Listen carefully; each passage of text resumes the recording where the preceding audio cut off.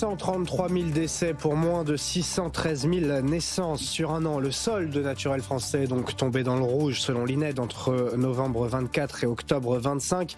10 ans d'avance donc sur les prévisions. Margot Faudéré, comment on l'explique ? Alors d'abord, il faut regarder du côté de la natalité. Et sur ce point-là, l'INED remarque surtout une baisse de la fécondité. En 2024, l'indice conjoncturel de fécondité est passé à 1,62 enfants par femme, en baisse par rapport à 2023.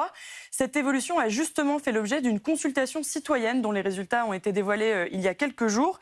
Et parmi les freins à la natalité, on peut citer notamment les coûts financiers qui sont associés à la parentalité, la peur de l'avenir aussi, mais également des problèmes de fertilité auxquels le gouvernement veut s'attaquer à travers un grand plan national qui va être lancé dans les prochaines semaines. Et en tout cas, selon l'INED, la France risque bientôt de perdre le statut démographique unique dont elle bénéficiait jusqu'ici et qui était basé justement sur une forte fécondité. Enfin, c'est le début d'une vague de décès chez les baby-boomers. Absolument, les baby-boomers étaient nombreux à naître dans les années 50. Ils seront donc plus nombreux à décéder dans la prochaine décennie. Mais pour autant, un solde naturel négatif ne veut pas dire que la population française va diminuer, puisqu'en fait, dans les prochaines années, le renouvellement de la population va être porté par un autre moteur qui est le solde migratoire, c'est-à-dire l'arrivée d'immigrés en France.